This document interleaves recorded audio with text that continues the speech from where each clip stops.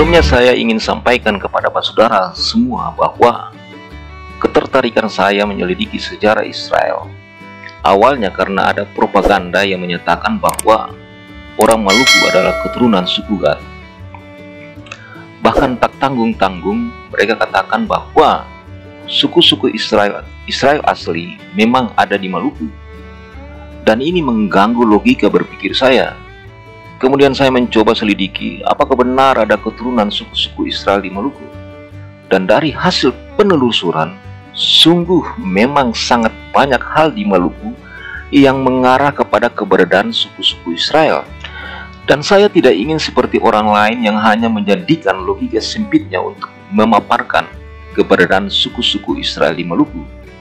Saya akan selalu berusaha memaparkan hal-hal yang menyangkut keberadaan suku-suku Israel dengan pendekatan yang logis, faktual, dan tertanggung jawab, sehingga dapat dibuktikan kebenarannya. Siapapun dia, tentu akan meminta bukti dari uraian sejarah yang disampaikan, dan saya akan lakukan itu demi membuktikan kebenaran sejarah itu sendiri. Dan pada video kali ini, saya akan mencoba membahas bukti arkeologi yang terdapat di Maluku, khususnya di kota Ambon, yang selama ini mengusik saya tentang benar tidaknya ada sinagoge atau tempat ibadah orang Yahudi yang pernah dibangun di kota Ambon. Hal ini pun pernah diungkapkan oleh sebahagian orang tentang adanya bukti keberadaan sinagoge di kota Ambon yang katanya telah berubah fungsi atau beralih status menjadi tempat kegiatan lain. Kalaupun memang benar adanya, mengapa hal ini tak pernah diceritakan atau diungkapkan oleh para orang tua di Maluku, sehingga menjadi suatu kisah turun-temurun untuk kemudian keturunan selanjutnya dapat memahami sejarah yang sebenarnya. Karena yang paling penting di sini adalah keberadaan kita saat ini dan di masa yang akan datang, dan bukan berdasarkan pijakan trauma pada masa lalu. Untuk menjawab kegaduhan ini dari sebagian orang, termasuk saya, tentang benar tidaknya rumah ibadah orang Yahudi atau sinagoge di Ambon, maka saya akan mendalami salah satu bukti arkeologi yang mungkin saja akan menjadi perdebatan apabila saya ungkapkan. Meskipun tidak ada tulisan sejarahnya, namun ini perlu diungkapkan sehingga ke depannya anak cucu kita dapat mempelajarinya dengan baik. Adapun sejarah yang ingin saya ungkapkan yaitu tentang keberadaan gereja Soya yang ada di kota Ambon, tepatnya di puncak Gunung Sirimau, yang lokasinya berada di kerajaan Soja atau Soya.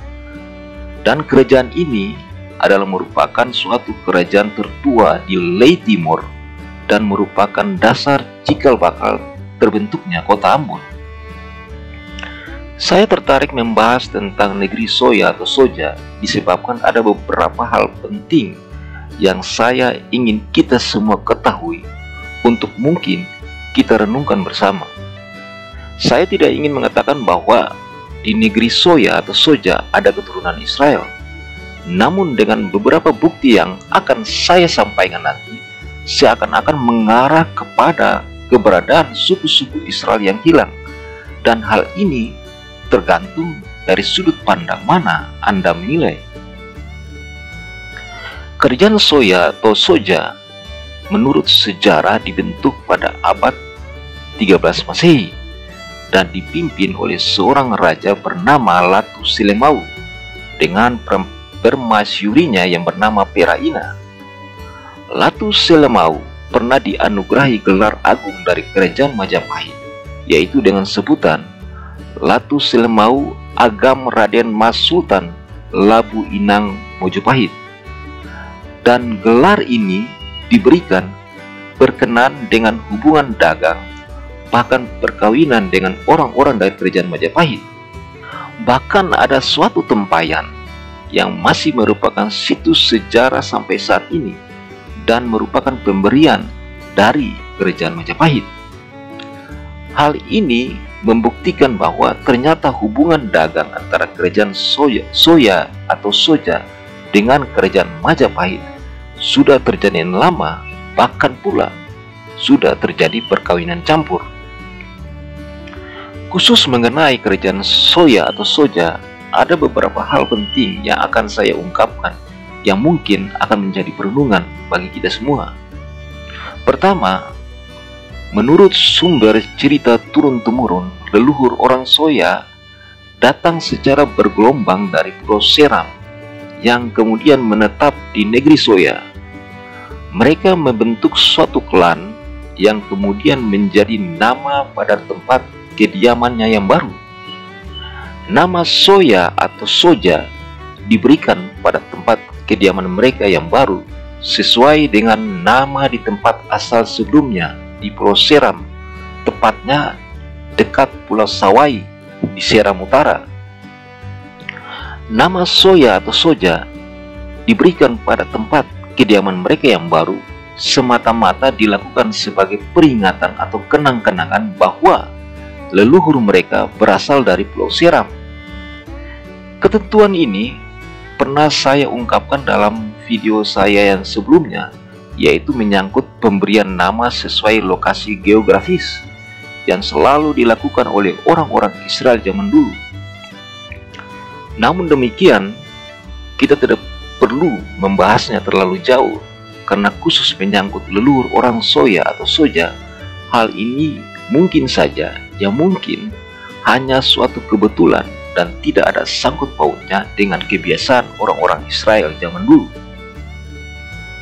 Kedua, orang Soya atau Soja mempunyai 12 rumah tau atau teung atau 12 klan atau yang seringkali disebut dengan 12 mata rumah, yang mana masing-masing mata rumah memiliki satu batu peringatan, dan batu peringatan ini yang sebanyak 12 buah sesuai 12 mata rumah atau 12 klan digunakan oleh orang Soya atau Soja sebagai tanda bahwa mereka telah keluar dari tempat yang lama di Pulau Seram dan datang di negeri mereka yang baru. Saat membaca sejarah negeri Soya atau Soja tentang 12 batu peringatan, maka saya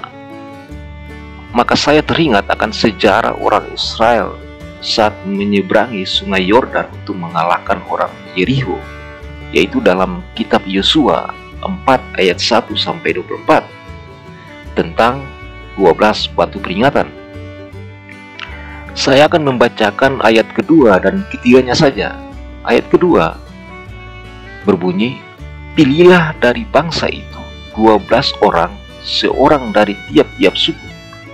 Ayat ketiga, dan perintahkanlah kepada mereka, demikian, angkatlah 12 batu dari sini, dari tengah-tengah sungai Yordan ini, dari tempat berjejak kaki para imam itu. Bawalah semuanya itu ke seberang, dan letakkanlah di tempat kamu akan bermalam nanti malam.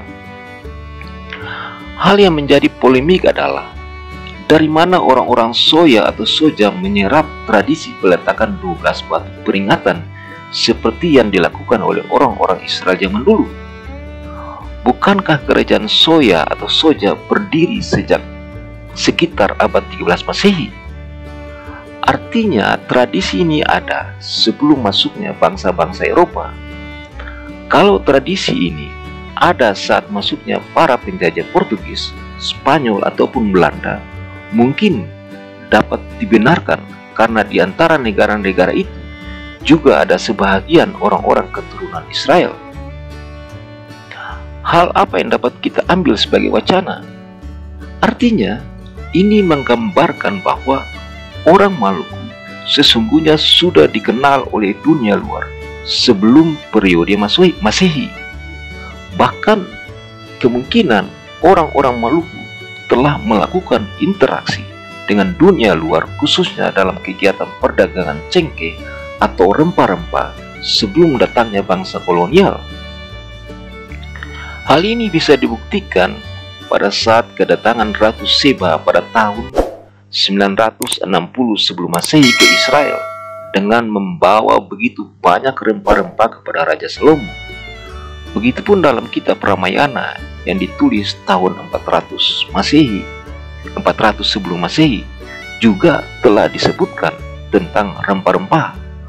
Bahkan saat awal abad Masehi, mayat Yesus Kristus juga dibalsem dengan rempah-rempah. Apa yang dapat kita katakan? Apakah orang-orang Israel telah ada di Maluku sebelumnya, yaitu sebelum Masehi? Sesungguhnya ini membutuhkan kajian yang mendalam, sebab tidak mungkin orang Soya atau Soja, bahkan Maluku secara keseluruhan melakukan tradisi ini kalau tidak mengikuti tradisi leluhur mereka sebelumnya. Dalam hal ini pun saya sekali lagi tidak ingin mengatakan bahwa orang-orang Soya atau Soja adalah merupakan salah satu suku Israel yang hilang. Silakan Anda menilai sendiri dalam perspektif yang wajar dan teologis. Sekarang mari kita lanjutkan pada permasalahan berikutnya. Hal ketiga, pada bagian ketiga ini saya akan menjelaskan tentang raja-raja yang berkuasa di negeri Soya atau Soja sejak abad 13 sampai abad 20 Masehi. Namun saya hanya ingin menjelaskan dua raja yang berkuasa di negeri Soya atau Soja, yaitu raja yang berkuasa pada abad 15 dan 16 Masehi. Sementara raja-raja lainnya hanya merupakan turunan dari raja-raja sebelumnya. Dalam buku sejarah raja-raja negeri Soya atau Soja tertulis daftar raja-raja yang berkuasa sejak abad 15 Masehi sampai abad 20 Masehi. Dalam daftar itu, khususnya dalam kurun waktu dari abad 15 sampai 18 Masehi, ternyata raja-raja yang berkuasa di negeri Soya atau Soja saat itu adalah merupakan keturunan Portugis dan yang masih memiliki darah seorang Yahudi atau Israel. Dan sebagaimana kita ketahui bahwa mereka-mereka yang merupakan Yahudi Portugis adalah merupakan Yahudi Sephardi. Raja-raja ini kemungkinan besar telah memeluk agama Katolik, sebab tidak mungkin mereka dapat berkuasa saat itu jikalau mereka masih menganut agama Yudaisme. Raja pertama yang ingin saya jelaskan adalah bernama Kapten Duarte de Meneses.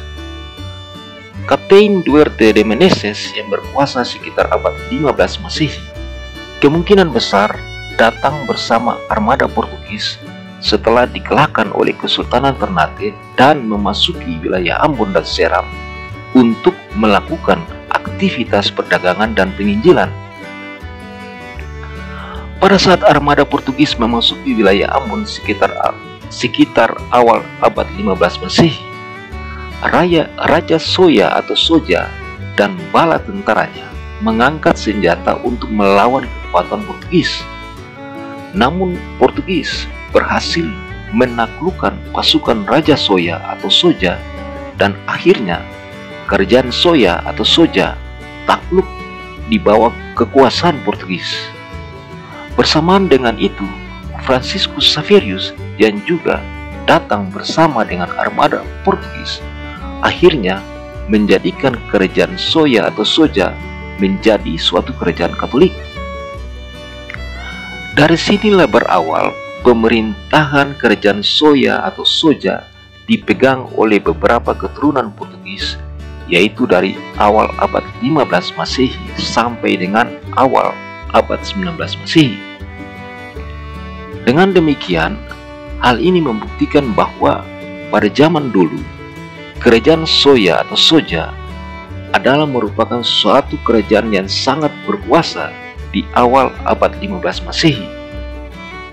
Raja pertama yang berkuasa sejak jatuhnya kerajaan Soya atau Soja ke tangan Portugis adalah Kapten Duarte de Meneses. Kapten Duarte de Meneses di samping sebagai Raja Soya atau Soja juga merupakan gubernur untuk wilayah Asia Tenggara yang terpusat di Soya atau Soja. Kapten Duarte de Meneses hanya berkuasa selama 3 tahun, yaitu dari tahun 1522 sampai tahun 1525 karena dia harus kembali ke Portugis, dan setelah itu kekuasaannya dipegang oleh Marga da Silva. Kapten Duarte de Meneses adalah seorang Katolik keturunan Yahudi Sephardi, dan darah Yahudinya didapat dari ibunya yang bernama Joana Teles da Silva. Dalam kurun waktu dari abad pertengahan 15 Masehi sampai dengan akhir abad 18 Masehi, kekuasaan Raja Soya atau Soja dipegang oleh sepupu dari Kapten Duarte de Meneses, yaitu Marga da Silva. Marga da Silva adalah merupakan Yahudi Sephardi yang kemungkinan telah memeluk agama Katolik karena kerajaan Soya atau Soja saat itu sepenuhnya telah merupakan suatu kerajaan yang penduduknya telah memeluk agama Katolik, meski nantinya akan menjadi wilayah Kristen Protestan setelah masuknya Belanda. Marga da Silva berasal dari bahasa Latin yaitu silva, yang secara etimologi mengandung pengertian hutan. Sejak kekuasaan Raja Soya atau Soja dipegang oleh Marga da Silva, maka kemungkinan besar lambang kerajaan Soya atau Soja juga turut mengalami perubahan sesuai dengan lambang dari Marga da Silva. Anda bisa lihat dan bandingkan lambang Marga da Silva dengan lambang kerajaan Soya saat ini. Perbedaannya tidak begitu jauh. Dan yang sangat unik dari lambang kerajaan Soya atau Soja saat ini adalah ada gambar bintang segi 6 atau bintang Daud yang telah disamarkan dan yang berada di atas mahkota, tepat di tengah-tengah pohon. Perlu Anda ketahui, dan ini sudah menjadi bahasa umum, bahwa pembuatan logo bintang Daud dimanapun dan di belahan bumi manapun selalu saja disamarkan dengan maksud untuk menunjukkan eksistensi keberadaan mereka. Sebagai contoh, beberapa lambang bintang Daud yang disamarkan dapat kita lihat pada logo-logo yang saya tampilkan ini. Lambang Marga da Silva seperti yang Anda lihat pada gambar ini terdapat kepala singa, dan ini menunjukkan bahwa marga ini berasal dari suku Yehuda. Sekarang kita akan masuk pada poin terakhir, yaitu permasalahan keempat tentang pembangunan gedung gereja Soya atau Soja yang merupakan salah satu situs budaya yang dilindungi oleh pemerintah Maluku. Gedung gereja Soya atau Soja tidak diketahui dengan pasti kapan pembangunannya, namun diperkirakan dibangun sekitar awal abad 18 Masehi. Gereja ini dibangun sesuai dengan konstruksi gereja tua yang ada di desa Hila yang dibangun pada tahun 1781. Pada tahun 1876, gereja Soya atau Soja kemudian diperbaiki dan dibuat permanen, namun tetap mengikuti bentuk gereja tua yang ada di desa Hila. Kita bisa lihat bentuk dari gedung gereja Soya. Pada samping kiri dan kanan gedung gereja terdapat logo bintang Daud atau bintang segi 6. Sedangkan untuk gedung gereja Hila tidak terdapat logo bintang Daud, padahal bentuk konstruksinya sama. Anda bisa bandingkan dengan beberapa logo bintang Daud yang saya tampilkan ini. Apa yang menjadi permasalahan di sini? Bukankah seharusnya tidak ada logo bintang Daud di situ? Kalau memang mengikuti bentuk dari gereja tua yang ada di desa Hila. Saya jadi bertanya-tanya, apakah gedung gereja Soya atau Soja sebelum dibuat permanen adalah merupakan tempat ibadah orang Yahudi, disebabkan raja-raja yang berkuasa pada abad 15 sampai akhir 18 Masehi adalah keturunan Yahudi? Atau memang benar itu sesungguhnya merupakan bangunan gedung gereja hanya saja karena mungkin yang berkuasa di abad 15 sampai dengan 18 Masehi adalah merupakan keturunan Portugis berdarah Yahudi, sehingga mereka sengaja menunjukkan eksistensi mereka yang walaupun beragama Katolik, tetapi keberadaan mereka sebagai orang keturunan Israel memang benar ada. Proses penunjulan eksistensi orang Yahudi yang walaupun telah beragama apapun, mereka tidak akan pernah melupakan jati diri mereka bahwa mereka memiliki darah keturunan Israel. Untuk kasus ini, saya pun tidak ingin mengambil kesimpulan bahwa keturunan orang Soya atau Soja adalah keturunan Israel. Silakan Anda menilai sesuai perspektif Anda, sesuai fakta yang saya ungkapkan. Demikian yang mungkin saya bisa sampaikan. Semoga hal ini dapat menambah wawasan pengetahuan kita tentang sejarah Maluku. Salam satu gandong.